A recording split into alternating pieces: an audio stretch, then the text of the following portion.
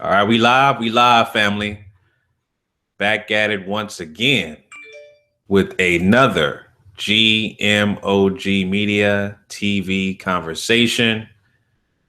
Trying to get my chat ready to see how that's going. Um, Give me 1 second here. All right, we click on that chat again. All right, here we go. Perfect. Yeah, so I'm back. Another live stream. I just uploaded another video with my reaction to these white hillbilly white supremacists turning their back on a basketball team. Y'all check that out. That's my last video I just uploaded. But I want to go live and talk about these incidents that happened this past week alone. And I'm gonna look at this from an unbiased perspective. I just want to analyze this from the outside looking in. There's a lot of stuff happened this week, man, that I want to address and talk about and break this stuff down and just share my thoughts with you guys. All right. So before I start on that commentary, family, if you are new to this live stream or new to this channel, all right. Once again, my name is Chauncey, aka the Black Separatist. On this channel, this live stream, I talk about counter racism. I also talk about issues that affect Black people collectively as a group. And I offer my suggestions on how to replace this broken system of injustice, this broken system of racism, white supremacy with a system of justice. So if you are new and subscribe to that ideology, please subscribe to this channel. If you don't subscribe, if you don't agree, subscribe anyway. I need the subscriptions. I need the view counts. I need all that stuff up. So go ahead and hate, watch, and troll. Do what you want to do because you're just a contributor.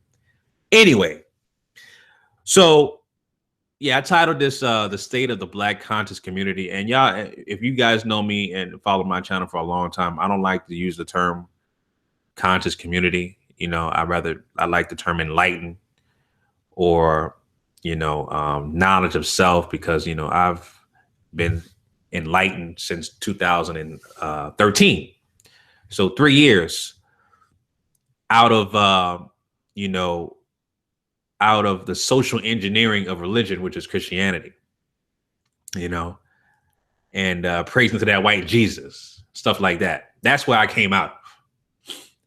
Now my train of thought and my ideology is Pan-Africanism, right? Black empowerment, things of that nature. That's my motto. That's my mind state. I'm all about the upliftment and the empowerment of Black people, right? So that's what I'm about. But this week has been crazy, family. It's been crazy with all this, all these incidents between, y'all seen it, man. Y'all see my reaction video, which is still getting a lot of good views of Tariq Nasheed and Tommy Sotomayor. That was crazy. It's still, the internet is still buzzing from that, or the Black sector of the internet is still buzzing from that. So it's a lot of things to talk about. I'm gonna break that down. I'm gonna also talk about Saan Neta, and his riff with Young Pharaoh and Sarasu and Seti. I've been watching their videos and I'm disgusted by that. I'm just really disgusted. It's just real. It's a bad look all around. You look at this from the outside and you just look at it like this really is a bad look. Black people just can't get our shit together. We can't work together. We can't even do a simple debate. We can't. When we want to diffuse situations, we got to show our ass in front of the white man. Culture vulture, DJ Vlad, stuff like that. So it's just a lot of just things that we just don't know how to do. We can't get our shit together, man. It's crazy. So the thing is, it's like this, man. Y'all saw my reaction. If you haven't seen my reaction video, I'm gonna start off talking about the Tommy and Tariq Nasheed incident. If y'all haven't seen my reaction video, y'all can check it out. Just go to my page. You'll see that it's still getting some good views. Like I said in the video, man, I didn't really have a problem with Tariq G checking, is what he says, G checking Tommy Sotomayor, right? Both of these guys dislike each other. They, you know, the animosity towards these two guys have been going back for a couple of years. You know, they don't like each other. And I didn't have a problem with the incident with them confronting each other. I had a problem with them doing it in front of a goddamn white man, DJ Vlad. That was my problem, right? And so that's just basically letting people like DJ Vlad, right, who are culture vultures and profiting off of black society, that lets him know, damn, these black niggers are who I thought they are. But you know what? I'm not going to let you niggers fuck up my business by fighting in front of my camera. I'm going to make sure that y'all don't fuck up my business, okay? Y'all can't act like some goddamn niggers in front of my camera. Y'all can't do that. I ain't having that shit. I'm not gonna interview you goddamn niggers in front of my camera if y'all fighting. But you can talk about it though. You can talk about what happened, but you're not gonna fight in front of my camera. You see, that's what kind of power this goddamn culture vulture DJ Vlad has. That's the power he has, right? That's exactly what he told Tariq. Now I did, because I'm subscribed to Tariq's channel. I saw a video he had posted a couple days ago. It was like a 3-minute video. He was sitting on top of his balcony or something like that, and he had questions for DJ Vlad. I saw that, and then the next day it got deleted or something like that. And he was questioning DJ Vlad, right, about his intentions and things of that nature, which, you know, I saw it a mile away. Dame Dash basically was the one that popularized the term culture vulture and made it synonymous to DJ Vlad. So you didn't listen to him, Dame Dash, who told you DJ Vlad is a culture vulture. That's on you, right? But I saw that video. It got deleted for some reason. And I think before that, his footage that he had recorded on his camera phone when he was G-checking, if you want to call it G-checking or trolling, whatever, Tommy, it was deleted and then it went back up on his channel. I guess now he's using the Fair Use Act of 1976, which I use on my videos to you know, protect him from any copyright issues or things of that nature. So it's kind of strange to see that happening.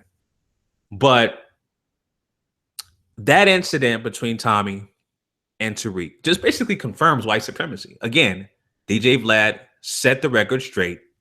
He, in my opinion, he set all that stuff up. All right.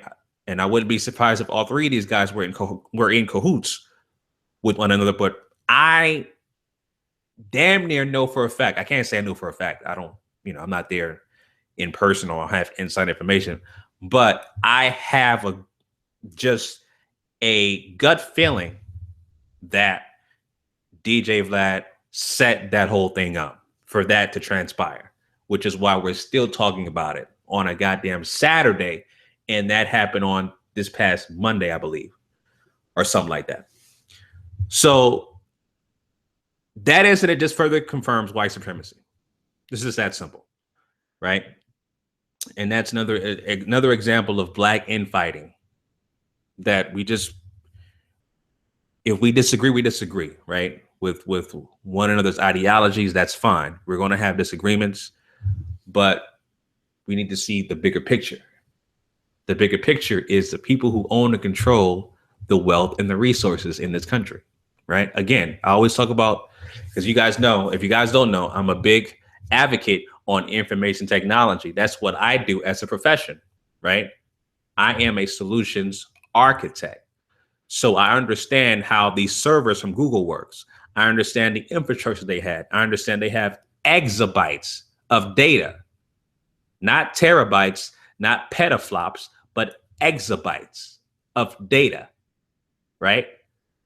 That is basically 1 trillion data per second. That's how much data they consume based off their servers that they have, which are cloud based, throughout the world, right? And I talk about, I work with Google staff, site reliability engineers. These are the people who are responsible for making sure my and your favorite YouTubers' intellectual property is up and running and functional. You guys wouldn't even understand the behind the scenes things that they do to make sure they maintain their infrastructure. It's just, this is too far and beyond for the average person to understand and comprehend.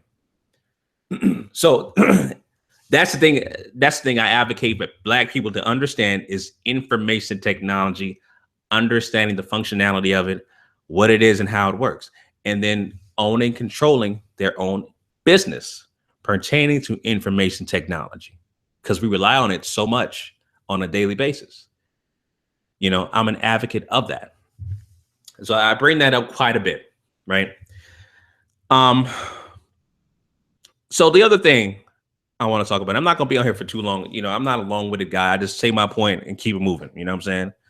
I don't know how y'all be doing these 6-hour live streams and even 3-hour. I can't even do like 2-hour live streams unless I'm with a guest or something like that, or interviewing somebody. I can't do those long ass, live streams. I can't do it. Anyway, the incident between Saan Neta, Young Pharaoh, and Sarah Sutanseti, again, more Black infighting. We can't get our shit together. There's always some kind of disagreement or something that just basically fucks up the plan, and niggas go ape shit. They just go crazy. You know what I'm saying? I look at this from an unbiased perspective. Okay. Now, much respect to Saan Neta, because Saan Neta did feature one of my videos on his channel on Saan Neta Studios. So I give much praise and respect to that. He didn't have to do that, and that was a good look. But I'm looking at this from an unbiased perspective. Okay. Now, me personally, as far as putting on events, debates, lectures, stuff like that, I do have experience with that. Okay. I brought down Dr. Umar Johnson, okay, back in 2014, twice. All right. So that's why you guys see me putting up so much Dr. Umar Johnson interviews or excuse me, lectures that I recorded, because those were the things I set up and recorded back in 2014. I did those things. So I understand behind the scenes how to, get the venue, pay for the venue, get the person to come down and speak, basically negotiate his price, or his what's what I'm looking for? His fee, right? Things of that nature. I understand the business side of setting up events. All right. I did the this past year, I did the Hidden Colors 4 screening in Fort Lauderdale. Okay. I did the live screening. It was a sold out show. The venue that I got was a 250 seat venue, and it was standing room only. Okay. So I know how to put events on. I've done it in the past before. There's nothing new to me. So I'm speaking from a business side perspective. So from the videos that I was looking at on Saan Neta's channel that he put up the last couple of days, the first video was about Young Pharaoh, Sarah Sutanseti turned bitch. They quit the debate or whatever. Saw that, and it came to be a contract dispute. All right. The debate is tomorrow. That live stream he did was on Thursday. Why are we talking about a contract 4 days before the actual event transpires, when you had 3 months to promote the event? Right? Like, that right there is extremely, extremely abhorrent. I've never done that where I would bring down somebody to speak or do a screening, whatever the case may be, and a few days before the event starts, I give them a contract. Okay. That right there is just unprofessional. And I mean, again, I'm looking at this from an unbiased perspective. Okay. But I don't understand why we're talking about a contract situation 4 days before the event actually starts. You know what I'm saying? That right there doesn't make sense to me. And it's just not practical from a business perspective for that to happen. All right. I saw a couple of videos from Young Pharaoh and Seti, and I think they're live streaming right now as we speak. Talking about they're doing their own venue, or they're doing their own event at a different venue, which is going to be at Nicholas Bookstore or something like that. Joel Benjamin. And I've seen other people's videos talking about, oh, well, you know, Sarah Suit and Seti and Young Pharaoh, they left Saan Neta for the white man. Now, I don't know too much about these other folks that they're with. I heard about some guy named Basim and some other guy named Global Media. I don't know too much about who these guys are. I really don't know too much about them, but that's what I've been hearing and looking at other videos, stuff like that, saying that they're, you know, they're affiliating or siding with these white people who are classified as white for the event. So I don't know too much about that. I'll have to look further into that. But the thing is that they're splitting up. All right. So Saan Neta is doing his own event, from my understanding. And then you have Young Pharaoh and Sarah Suit and Seti. They're doing their own event for tomorrow. All right. That right there basically tells me that the Black conscious community is exactly what it is. A fringe group full of people who are dysfunctional, full of people who basically cannot build anything, all right, tangible to empower their community. If we can't get a damn debate, right, between Sarah Suit and Seti, Young Pharaoh, versus the Amon Ra squad, and Saan Neta is the promoter, and we can't get a simple debate off the ground to talk about has the Medu Neter been deciphered? Just a simple, it's really just a basic debate, really. The title explains it all right? It's really a basic debate. But if we can't get that together, how can we build, right, infrastructure to make sure that our people are empowered and not depend on the dominant white society's resources? Rhetorical question. Just a rhetorical question. That's all for you guys to answer. So it's crazy, and I know there's videos going on right now from you know, probably Saan Neta and Seti and Young Pharaoh to talk about more information about their events tomorrow. But again, there's more infighting for Black people. Meanwhile, like I said in my last video, you have all this infighting of Black people. Whether if you watching me right now, you're disagreeing with what I'm saying, you're gonna say, "Hey, Brother Chauncey, you're an idiot. You don't know what you're talking about." Fine. All right. That's fine. I really don't care. You know, I say my piece and I keep it moving. That's fine. I really don't care. Right. But the thing is that you want to take it further, and you're trying to do an event that is going to help, in my opinion, enlighten and educate people about the Medu Neter, which is the foundation of all languages. All right. That's what the Medu Neter is. It's the foundation of all languages. If you can't get that off the ground and work together with other people, right, with different ideologies, again, that just shows the dysfunction of the Black conscious community, man. It just further emphasizes that, you know, that's what it does. So my thing is this, right? My thing is this. Collectively as a group, Black people, especially in the so-called, Black conscious community, whatever you want to call it, whatever title you want to call it, right? If we can't get these stuff together, right, in terms of debates and in terms of confronting people you disagree with and doing it in front of white people, things of that nature, then we have light years to go to resolve this issue of racism, white supremacy, which means it'll never be replaced if we continue to go down this path, right? If we continue to go down this damn path, we'll never get this situation off the ground in terms of the system that we live in right now today. We'll never get it off the ground. It's just that simple, right? In the midst of all this infighting, all this bickering back and forth, all the name calling, the bitches and the niggas and all this stuff.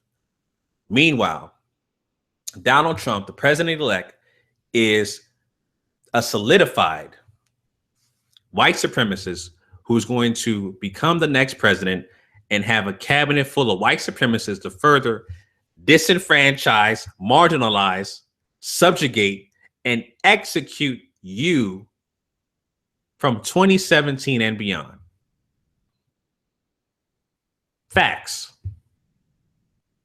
Facts. Meanwhile, also, you got psychopath white supremacists like Dylan Roof, who has been laughing, heckling, and basically having no remorse to killing those 9 black people in the South Carolina church. And he's going to be held as a goddamn hero by these white supremacists who now know about his story. And you're going to have more Dylan Roofs killing black people, right? And these guys are most likely going to get off or go to jail and just get a life sentence in prison. I saw the interviews on TV1. You had these goddamn coons talking about, oh, he doesn't deserve the death penalty. He needs to be a life in prison. Really? Life in prison? Oh, that's just, it's so disheartening. I mean, the list goes on and on. Y'all know George Zimmerman, the goddamn white supremacist, still alive, still breathing today. All this animosity, all this infighting between black people, and the energy is transferred into the wrong places. When can we eliminate the system of racism, white supremacy? When can we get these psychopath white supremacists off the street? When can we get these race soldiers from making sure they stop killing unarmed black men, women, and children on a daily basis in this country? When can that happen? If we can't get a simple debate and if we can't get a disagreement and confront one another in front of a goddamn white man, all this transpired this week. If we can't get our shit together, right? That's what I'm talking about. That's exactly what I'm talking about. So, oh man, that's, I just wanted to really just address that situation, man.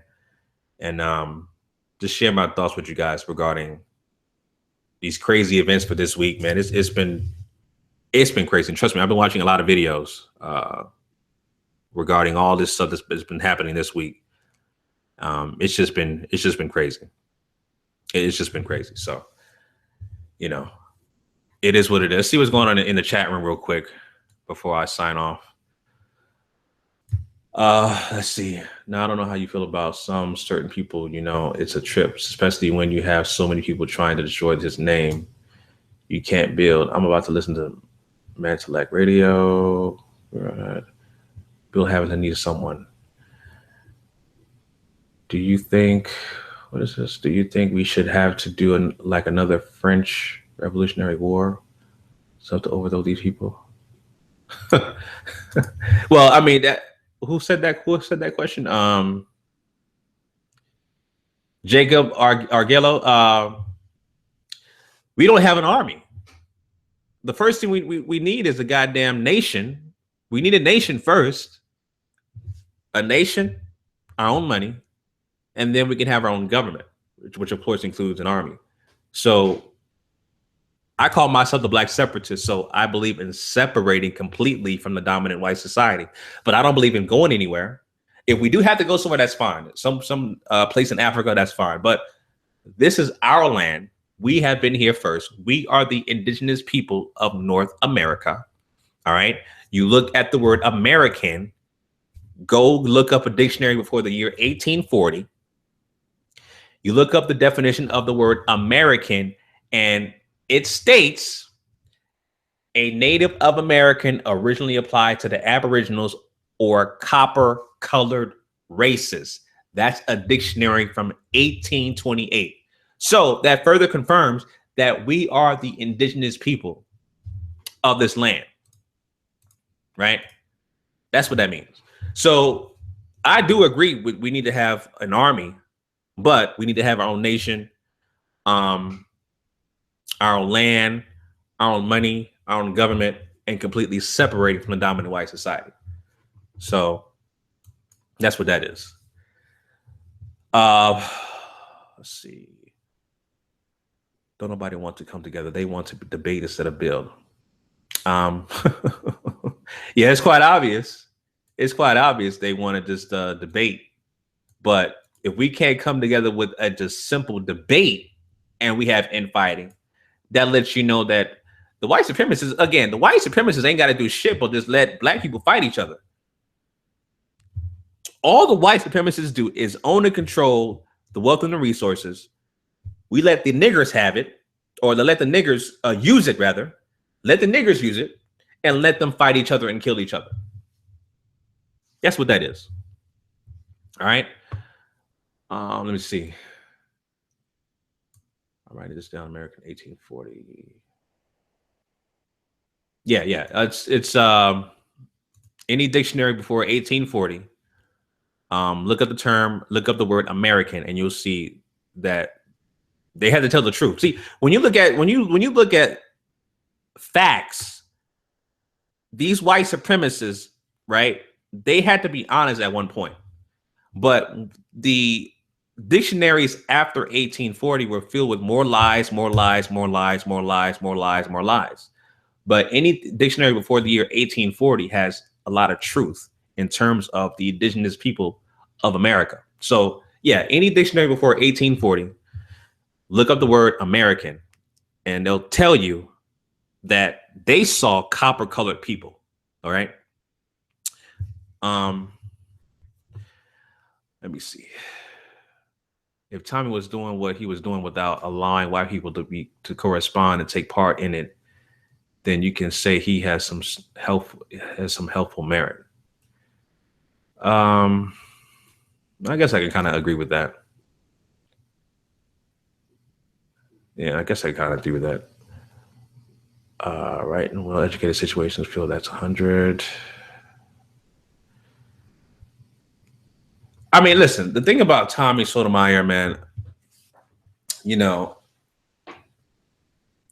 there's things, okay, there's a lot of things I disagree with what he says. And there's some things I do agree with. All right, believe it or not. There are some things I do agree with. But when you make a living, right, off of denigrating, disrespecting, and just humiliating black women, I have a problem with that. And that further confirms a deeper issue with Tommy Sotomayor in terms of black women. That means he had a troubling issue in his childhood with black women, whether it be abandonment, abuse, somewhere around those lines. He had a serious trauma with black women in his childhood, which is why he's able to have an outlet using social media to constantly bash black women, right? Same example I give you guys when I say, when my parents moved out to Florida, they lived in a predominantly white neighborhood, and I hated it because I couldn't relate to no white people. I hate going to the white schools. I just hated everything about that shit. I couldn't relate. So that affected me psychologically. I can tell you right now, it affected me psychologically to the point where I am, because it affected me psychologically, but the religion handcuffs, which is Christianity, kind of made me blinded to that. And it took me up until 2013 to realize that we live in a system of racism, white supremacy, that the dominant white society is the cause, is the main culprit for the conditions that Black people are suffering from. Right? It took me that long to realize that. So yeah, living around white people for all that time really affected me, you know, mentally. And it just took me a long time to finally realize that, up until 3 years ago. So same situation, man. Just these are psychological effects that happen, and they basically transpire during your adulthood, you know. So that's what's happening with Tommy, you know. All right, family. Like I said, I don't be on here for too long. I appreciate you guys for watching me live. Appreciate you guys for supporting the channel and all that good stuff. Make sure you guys watch my reaction video of the white basketball players that turned their back on a Black basketball team. I mean, they were dressed like some goddamn hillbilly white supremacists, man. That was just crazy. Yeah, that was crazy. Anyway, family, I'm gonna sign off. Like I said, I don't do these live streams very long. I just say my piece and keep it moving. That's it. But appreciate you guys for watching me live. All right. So I'm gonna sign out. Chauncey, aka the Black Separatist, signing out. Make sure you like, comment, and subscribe. All right, family. Peace.